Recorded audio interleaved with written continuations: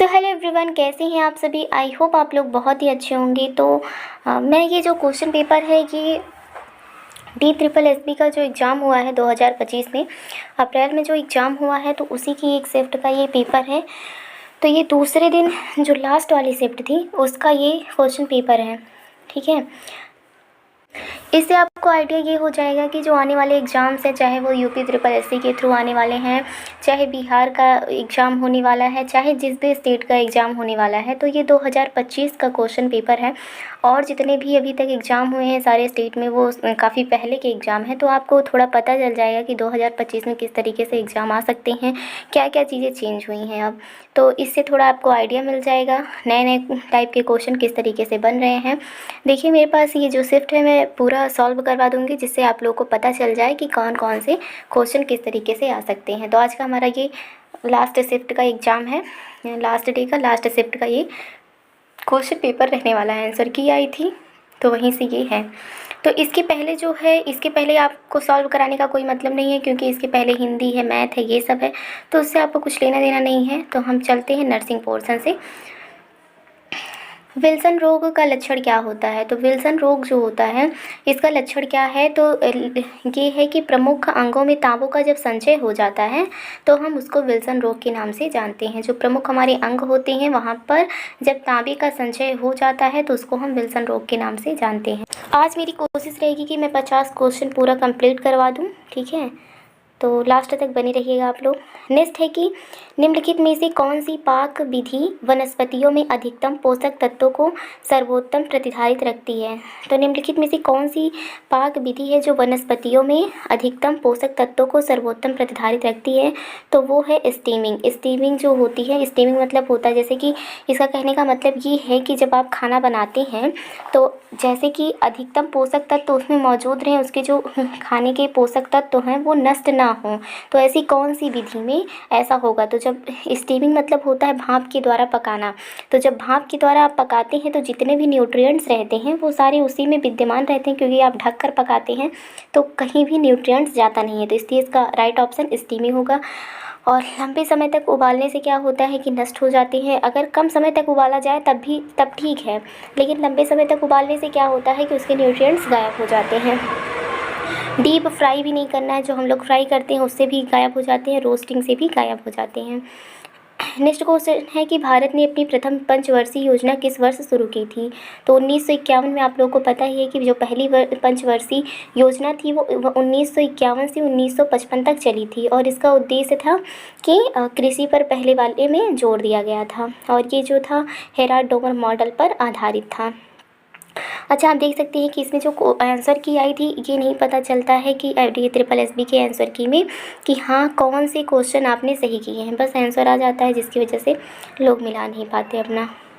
Which of the following is an approach that emphasizes community involvement in learning analysis and action to address issue and promote sustainable development, often used in rural community and development project। तो इसका right option क्या होगा। इसका right option होगा participatory learning and action, ठीक है। तो ये क्वेश्चन भी हो गया। अब पूछ रहा है कि basic unit of nervous system. Nervous system का जो बेसिक यूनिट होता है वो क्या होता है। ये क्वेश्चन काफ़ी बार आपने सुना होगा। तो बेसिक यूनिट हम लगभग एक्सॉन को बहुत लोग लगा देते हैं, लेकिन जिसमें एक्सॉन और न्यूरॉन में कंफ्यूज हो जाते हैं, लेकिन न्यूरॉन ही सही आंसर होगा। अच्छा है कि इसमें एक्सॉन नहीं आया, बच्चे कन्फ्यूजिंग हुए होंगे। विच of the following is not an element of primary health care. कौन सा ऐसा यूनिट है, एलिमेंट है, जो प्राइमरी हेल्थ केयर का नहीं है, मतलब प्राइमरी हेल्थ केयर का एलिमेंट नहीं है। तो encourage the use of complementary therapy, मतलब थेरेपी जो होती है वो विशेष प्रकार की एक चिकित्सा के अंतर्गत आ गया। ये क्या होगा कि प्राइमरी हेल्थ केयर में नहीं आएगा। नेक्स्ट है कि विच of the following is the first step in managing a child with severe protein allergy mall nutrition. तो इसमें क्या है कि चाइल्ड अगर सीवियर प्रोटीन एनर्जी माल न्यूट्रिशन हुआ है तो क्या करना है। तो उसको करना है हमें treating infection and correcting dehydration, मतलब इन्फेक्शन से बचाना है और अच्छे तरीके से उसको डिहाइड्रेट नहीं होने देना है। नेक्स्ट है कि विच of the following is not a principle of primary health care, कौन सा इसमें ऐसा है कि जो प्राइमरी हेल्थ केयर का प्रिंसिपल नहीं है, मतलब सिद्धांत नहीं है। तो रिस्ट्रिक्शन ऑफ यूज टेक्नोलॉजी जो होता है ये प्राइमरी हेल्थ केयर का किसी भी प्रकार का क्या नहीं है, वो नहीं है। तो कुछ क्वेश्चन इसमें इंग्लिश में भी दे दिए गए हैं, ठीक है, तो आपको समझने में प्रॉब्लम हो रही होगी। निम्नलिखित में से कौन सी एक उच्च वसा पर्याप्त प्रोटीन निम्न कार्बोहाइड्रेट आहार चिकित्सा है जिसका उपयोग पारंपरिक चिकित्सा के मुख्य रूप से बच्चों में नियंत्रण में कठिन मिर्गी के उपचार के लिए किया जाता है। तो वो जो कीटोजेनिक डाइट होता है वो क्या किया जाता है कि बच्चे के एपिलेप्सी के लिए उपचार के लिए किया जाता है इसका। नीति आयोग का फुल फॉर्म क्या है, तो जो नीति है, नीति का फुल फॉर्म क्या होता है, national institute for transforming India, तो नीति का फुल फॉर्म हो गया। नेक्स्ट है कि कृमि पर्यावरण जिसको वॉर्म इन्फेक्शन कहते हैं को रोकने के लिए बच्चों को निम्नलिखित में से कौन सी टेबलेट दी जाती है। तो आपको पता है कि एल्बेंडाजोल दिया जाता है, चाहे वॉर्म इन्फेक्शन हो चाहे कोई भी कृमि से रिलेटेड इन्फेक्शन होता है तो उसमें हम एल्बेंडाजोल देते हैं। निम्नलिखित में से किस मुख्य स्वास्थ्य समस्या का प्रमुख लक्षणों सांसों से दुर्गंध का आना है, तो हेलिटोसिस जो होता है, हेलिटोसिस जो कि मुंह से जो गंध आते हैं लोगों के, तो उसके लिए हेलिटोसिस जिम्मेदार होता है। निम्नलिखित में से कौन सा ग्राम सभा का न्यायिक अंग है, भारत में पंचायती राज व्यवस्था के भीतर ग्राम स्तर पर विवाद समाधान की प्रणाली के रूप में कार्य करता है। तो ये ग्राम सभा की बात कर रहा है, ग्राम सभा की न्यायिक अंग की बात कर रहा है, तो ये हो गया न्याय पंचायत, इसका राइट आंसर होगा। ग्रामीण क्षेत्रों में गृह प्रसूति सेवाएं डोमिसिलरी मिडवाइफरी सर्विस प्रदान करने के लिए निम्नलिखित में से स्वास्थ्य सेवा कार्यकर्ता की महत्वपूर्ण भूमिका होती है। तो महत्वपूर्ण भूमिका देखिए, इसमें प्रशिक्षित दाई की, आंगनबाड़ी का कोई इसमें रोल नहीं होता है। ऊषा तो होती हैं जो अर्बन क्षेत्र में होती हैं, मतलब शहरी क्षेत्र में होती हैं, लेकिन यहाँ बात किया है कि गांव में प्रसूति देखभाल के लिए तो ट्रेंड दाई ही मदद करती हैं। आशा गांव क्षेत्र में होती हैं जो कि ये डिलीवरी किसको मतलब उसकी रिपोर्ट वगैरह देती हैं, ना कि डिलीवरी करवाती हैं। The tendency of human being the enjoy the company of other and want to associated with them in social activities is known. तो उसको हम किस नाम से जानते हैं, उसको हम ग्रेगरियसनेस के नाम से जानते हैं, ठीक है। नेक्स्ट है कि रोगी की देखभाल करते समय पर संक्रमण जो क्रॉस इन्फेक्शन होता है उसको रोकने के लिए कौन सी कार्रवाई सबसे उपयुक्त होती है, तो लगातार हाथ धोना। एक पेशेंट को अगर आप देख रहे हैं तो दूसरे पेशेंट के पास जा रहे हैं तो तुरंत आपको हैंड वॉश करना है। हैंड वॉश से क्या होता है कि जो भी इन्फेक्शन रहता है एक व्यक्ति से दूसरे व्यक्ति तक नहीं पहुँच पाता है, तो रोगी में नहीं पहुँच पाता है। निम्नलिखित में से कौन सा रोग भारत में उन्मूलित किया जा चुका है, तो जो 1977 में स्मॉल पॉक्स था वो क्या हुआ कि भारत से उन्मूलित किया जा चुका है। 1977 में भारत में हुआ है। अगर पूरे विश्व में पूछे तो मतलब पूरे सब जगह से स्मॉल पॉक्स जो चला गया वो 1980 में चला गया है। नेक्स्ट है कि हरी पत्तेदार सब्जियों में निम्नलिखित में से कौन सा विटामिन प्रचुर मात्रा में नहीं पाया जाता है, तो जो विटामिन B12 होता है वो हरी पत्तेदार सब्जियों में नहीं पाया जाता, क्योंकि हरी पत्ते जैसे जो विटामिन B12 होता है उन्हीं लोगों में पाया जाता है जो मांस मछली ये सब खाते हैं। तो मांस मछली में पाया जाता है, डेयरी प्रोडक्ट हो गया, दूध में, इन सब में विटामिन B12 की मात्रा होती है। निम्नलिखित में से कौन सा शब्द मल में ताज़ा चमकीले लाल रक्त के गमन होने को संदर्भित करता है, जो सामान्यतः अधः जठरांत्र संबंधी मार्ग से रक्तस्राव को इंगित करता है, तो वो क्या होगा, हिमेटोचिया। हिमेटोचिया मतलब अगर जहाँ भी आपको हेम दिखे तो उसका मतलब है कि वहाँ रक्त की बात हो रही है, और ये जठरांत्र संबंधी है तो वो हिमेटोचिया हो जाएगा इसका राइट आंसर। नेक्स्ट है कि रैंडोमिज्ड कंट्रोल ट्रायल्स की रिपोर्ट के लिए दिशा निर्देश क्या कहलाता है, तो जैसे कि उसको हम कंसर्ट कहते हैं। इसका मतलब है कि कंसर्ट जैसे कि ऑपरेशन करवाना है या भी किसी पेशेंट का, या फिर कोई भी बड़ी ट्यूबेक्टॉमी हो गया, वैसेक्टॉमी हो गया, तो उसके लिए हम पेशेंट के परिवार से हम कंसर्ट लेते हैं, जिससे कि बाद में चल के वो लोग किसी भी प्रकार का अपलंच ना लगा सकें कि हाँ मतलब हमसे नहीं पूछा गया, ये नहीं किया गया। तो इस वजह से कंसर्ट लेते हैं जिससे हमारे पास प्रमाण रहे, हमारे ऊपर कुछ भी चीज़ें ना आए। अब देखिए सेक्शन दूसरा स्टार्ट हो जाता है हमारा। तो 20-20 क्वेश्चन का एक सेक्शन था। एक सेक्शन ख़त्म होने के बाद दूसरा सेक्शन ओपन नहीं हो रहा था, मतलब एक सेक्शन ख़त्म होने के बाद ही दूसरा सेक्शन ओपन हो रहा था। फिर अगर आप दूसरे पहले वाले सेक्शन पे जाना चाह रहे थे तो वो नहीं ओपन हो रहा था। तो ये SSSB का थोड़ा रूल था जो कि काफ़ी बेकार था। विच प्रोटोजोन पैरासाइट कॉज एमीबियासिस, तो कौन सा ऐसा कॉजेटिव एजेंट है जो कि एमीबियासिस इसकी वजह से होता है, तो एंटी अमीबा हिस्टोलिटिका जो होता है उसकी वजह से ये होता है। नेक्स्ट है कि according to Abraham Maslow hierarchy of needs which is highest level of human need, तो ह्यूमन नीड में सबसे हाईएस्ट लेवल पे क्या आता है, तो सेल्फ एक्चुअलाइजेशन नीड, तो सेल्फ एक्चुअलाइजेशन नीड जो होता है वो सबसे हाईएस्ट लेवल पे आता है। रोगजनक जो पैथोजन होते हैं के विरुद्ध शरीर की प्रथम रक्षा पंक्ति निम्नलिखित में से कौन सी होती है, तो जैसे कि अगर कोई भी पैथोजन आता है, कोई भी बैक्टीरिया वायरस आता है, तो सबसे पहला जो हमारा शरीर होता है, सबसे पहले हमारे शरीर की जो स्किन होती है वो सबसे पहले प्रोटेक्ट करती है, क्योंकि वो अंदर जाने से वही रोकती है। तो स्किन जो होता है, त्वचा और श्लेष्म झिल्ली होती है, ये सबसे पहली पंक्ति होती है, रक्षा की प्रथम पंक्ति होती है। इसके बाद जब अंदर घुस जाता है जो भी बैक्टीरिया वायरस हो जाता है, तो अंदर जाकर लिम्फोसाइट वगैरह जो WBC वगैरह आते हैं, इन लोगों का तो सेकेंडरी वर्क होता है, लेकिन जो पहले रक्षा करता है वो हमारी स्किन ही करती है।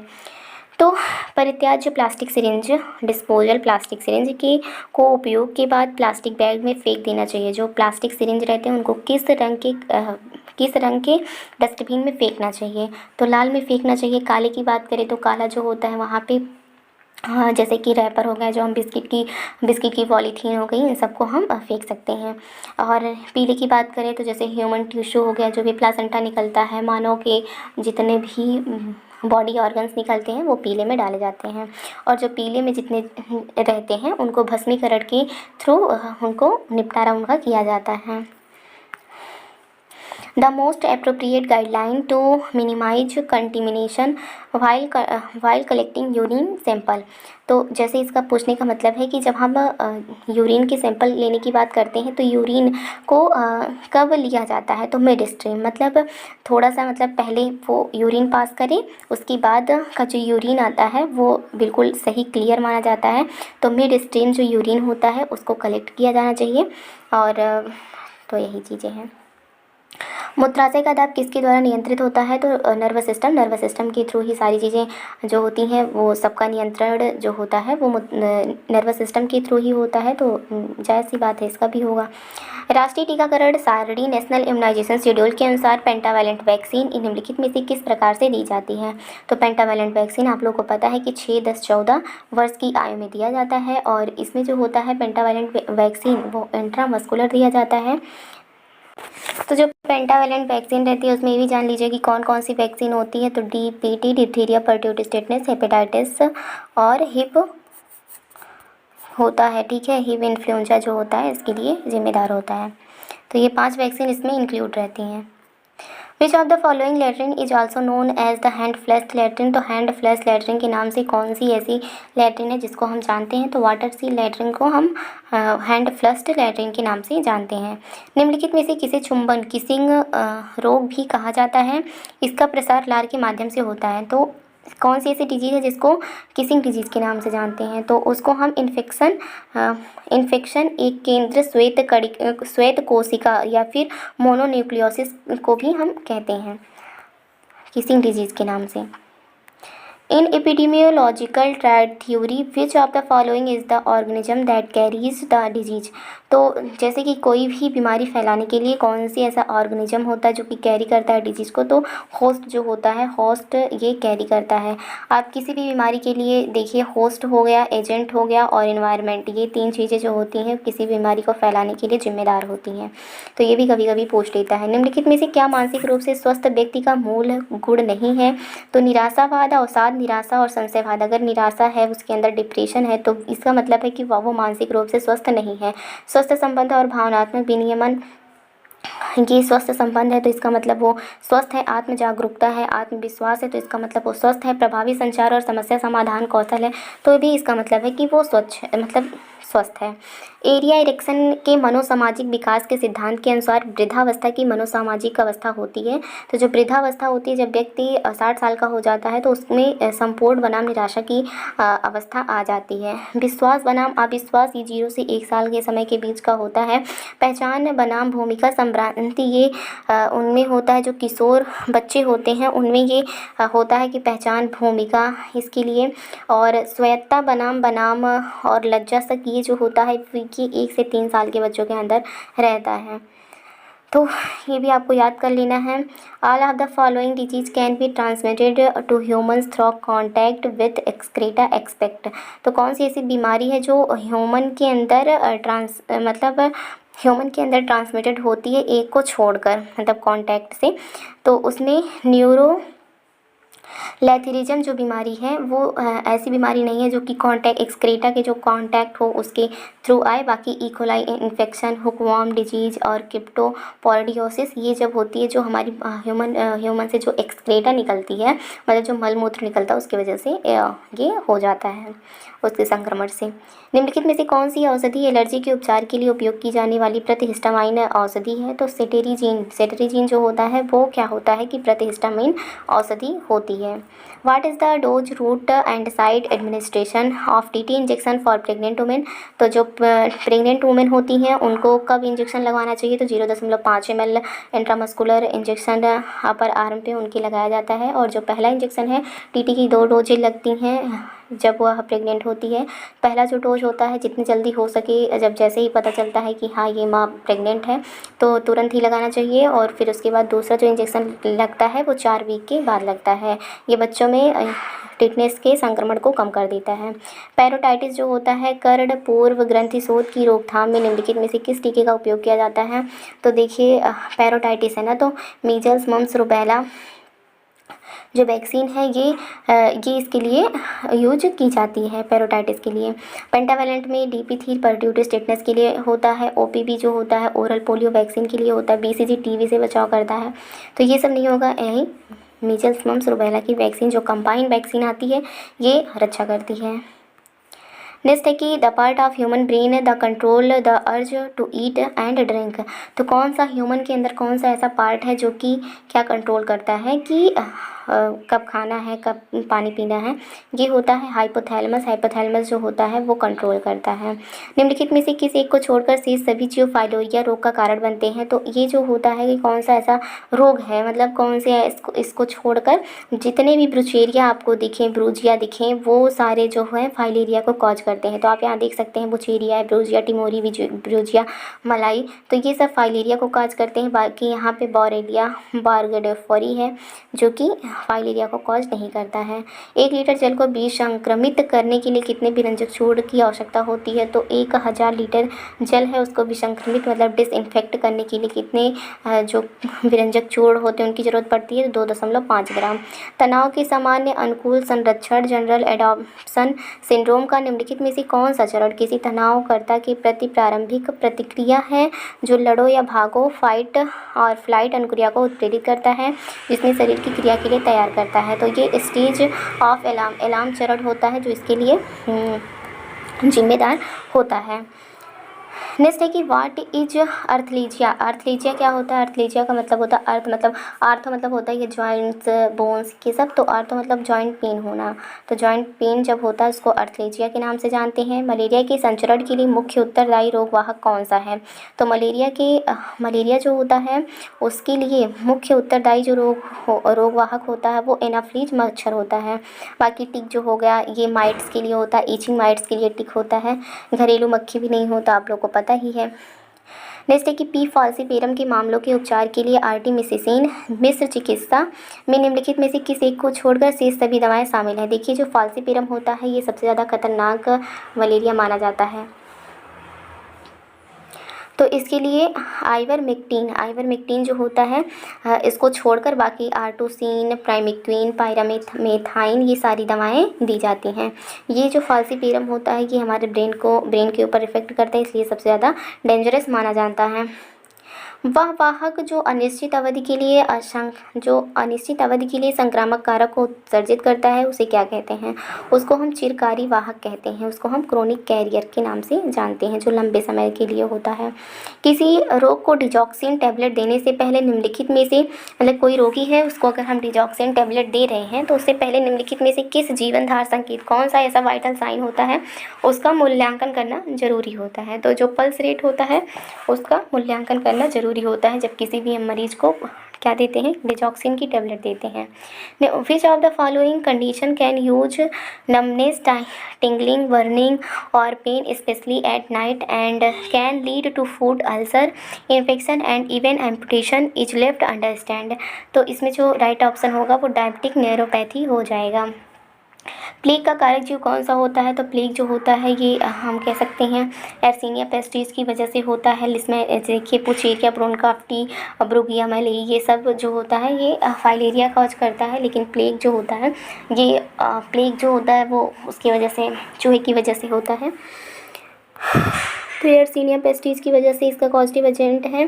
कर्निंग साइन किस स्थिति में देखा जाता है, तो कर्निंग जो साइन होता है जब मेनिंजाइटिस हो जाता है तो उस स्थिति में हम कर्निंग साइन को देखते हैं। अर्थराइटिस जो होता है इसमें जॉइंट्स में जो लिक्विड भरा होता है उसकी कमी जब आ जाती है तो इस वजह से उसमें घर्षण उत्पन्न हो जाता है, जिस वजह से गठिया रोग हो जाता है और ये 45 के बाद देखा जाता है। वेस्ट नाइल वायरस मुख्यतः मनुष्य के किस माध्यम से संचरित होता है, तो संक्रमित मच्छर के काटने से वेस्ट नाइल जो वायरस होता है वो फैलता है। बच्चों को दवा देते समय खुराक की गणना निम्नलिखित में से किस एक कारक को छोड़कर शेष सभी कारक पर आधारित होती है, तो देखिए शरीर का वजन हो गया, बच्चे की आयु हो गया, वृद्ध और विकास के ऊपर डिपेंड करता है कि कितनी दवा देनी है। लेकिन बच्चे का लिंग क्या है, कि वो लड़का है या लड़की है, ये इसके ऊपर डिपेंड नहीं करता है कि हमें किस तरीके से डोज देना है।